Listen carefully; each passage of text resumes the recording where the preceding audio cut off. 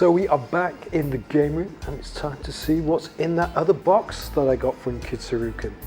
So a little bit of a recap from the previous box. Well, got a couple of Saturn games, which was amazing. Of course, there was Astro Superstars, fantastic game. And there was also Dragon Ball Z and also the Link or Liver story, which was quite interesting. There's a couple of PS2 games in there too. We got Kamen Rider and also a Bomberman game as well, which is always nice to get. So the second box is open and ready to go. So let's have a look to see what the Japanese game guru himself, KidShoryuken, had stuffed into the box.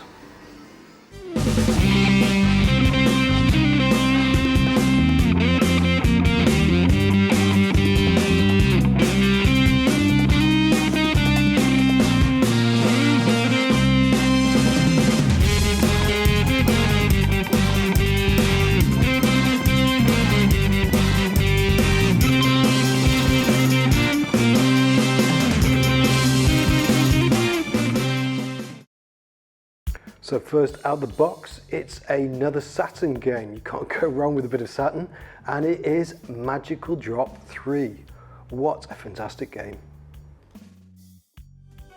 If you don't know about the Magical Drop series, it's the most addictive puzzle games out there. It started out in the arcades, and the second and third one came out on the Neo Geo. This is an uber addictive, competitive game. It's absolutely legendary in my household.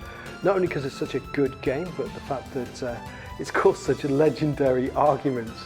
The kids absolutely love it, and so does the missus too. She plays it too.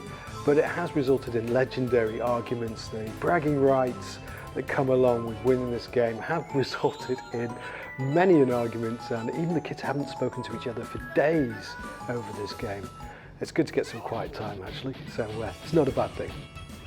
This game is all about speed and chaining. You need to pick up and drop the gems, so there's 4 of a kind to get rid of them, and you need to do it quickly enough before they drop down and kill you. And you also need to be faster than your opponents. You need to get rid of 300. The first person to get to 300 wins. Fantastic game.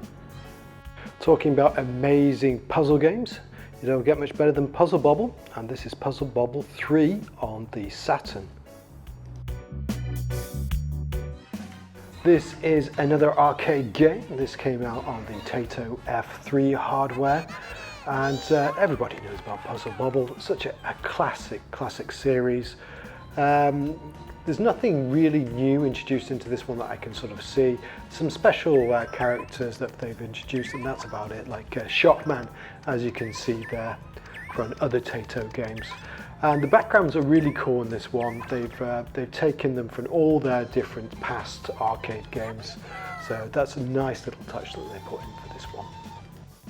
It's not a Japanese exclusive. It did come out in North America, and also I think it came out on all regions on the PlayStation 1. But of course the Japanese version is fantastic to get because of the value for money, and there's no language barrier. Next up is another Saturn game and another puzzler. It is Goosan Oyoyo S. This is what I love about the KidShoryuken box. Some of the stuff you get, you had no idea existed. I didn't have a clue about this game at all.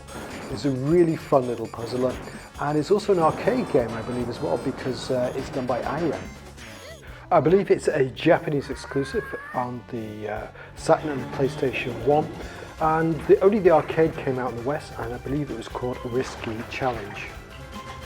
The game is very similar to Tetris Plus, or also very similar to Humans and Lemmings that came out on the Amiga, but unlike them, where you sort of control the characters to do certain things, this one you just guide by using the blocks and items that drop from the top of the screen. The game has a very simple concept.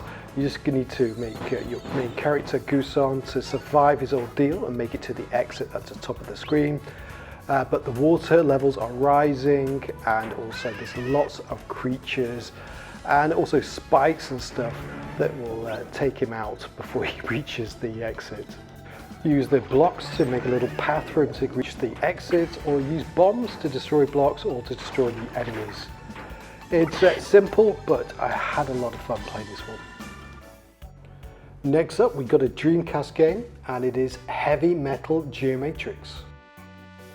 This is an arena sort of brawl by Capcom that came out in the arcades on the Naomi hardware. In fact, Capcom had a few of these sort of arena games. Of course, they had Spawn and Slash Out, and to a certain extent, they also had Power Stone as well. But unlike Power Stone, this is more like a fighter than the sort of cartoony sort of arena game that is Power Stone. Graphically, the game is fairly impressive for its time, but where the game really excels is the music. Of course, from the actual name of the game, you sort of guess what it's going to be, but it's fully licensed music by bands such as Megadeth, so if you're into your metal, then this probably is the game for you. There's a cool roster of characters to choose from, each with a sort of preferred weapon. And each one of these characters actually belongs to one of 4 gangs. So the idea is you start off with 1 versus 1, and you soon ramp up the difficulty level where it's 1 versus 2 or 1 versus 3. Similar to Power Stone, there's a whole host of weapons drops around the arena that you have to frantically go and grab, including weapon upgrades of guns and missiles and even traps. There's a number of arenas to choose from, some of them fairly sizable, but some of them you do get a little bit lost with the multiple levels on them. And the gameplay is where it sort of lets it down a little bit. It's a little bit floaty, and you don't always feel you're in control of your character, and you do find yourself butter mashing at times. It's definitely worth a go, especially if you're going to play multiplayer, but if you do like your arena fighters, then obviously you're going to go for Power Stone. Next up is another Dreamcast game, and it's Puyo Puyo 4. You can't go wrong with a little bit of Puyo Puyo, especially when it's done by Compile, one of my favourite developers. A little bit surprised this one didn't come out in the arcades. They did release 2 Puyo Puyo games, Puyo Puyo Fever and Dark, but for some reason this one didn't. Now, it doesn't really add too much to the series, but graphically it's absolutely outstanding. So if you do like your Puyo Puyo games, then you will love this one. This is a Japan exclusive on the Dreamcast, and they also had exclusives on the N64 and also the PlayStation and Game Boy. We're down to the last game, and it's probably my favourite. It's a PlayStation 2 game. It's in the Sega Ages series, so of course it's going to be good. It's Fist of the North Star. I was extremely happy to see a Sega Ages game in the KidShoryuken box. I've been slowly picking away at the Japan exclusive series. If you don't know what it's about, well, basically Sega have taken a classic game, and in this case of course it's Fist of the North Star, which was on the Mark III and released on the Sega Master System as a black belt. And normally a company like M2 will do a port of the game. In this case I don't think it is, but normally they do not only a port, but they will also give you a reimagined, remastered version of the game. In this case, it's an absolute belter. Like the other games in the Sega Ages series, you can really feel the developers' love and attention to detail to the original source material. And they took the original concept, the side-scrolling beat-em-up, and they just lavished the game in some glorious 2D, 3D graphics and some incredible tunes too. At times you forget you're actually playing a game and you feel like you're actually watching anime, which I guess is testimony to what a good job the actual developer has done. Gameplay-wise, it is extremely fluent and fun, and there's a surprising number of special moves that relate to the anime itself, but to be honest with you, I've not fully explored them, so there may be a lot more to the game than I actually realised. Of course, you've got your cool mid-level and end-of-level bosses, which I think follow the same order as the original game, where the game sort of changes into more of a fighting game than a brawler. I think you can guess by now, I really enjoyed this one. So there you have it, that's all the games in the KidShoryuken game box. I really enjoyed the Goosan Oyoyo game, I've never heard of it before, and of course that Fist of the North Star game, absolutely amazing.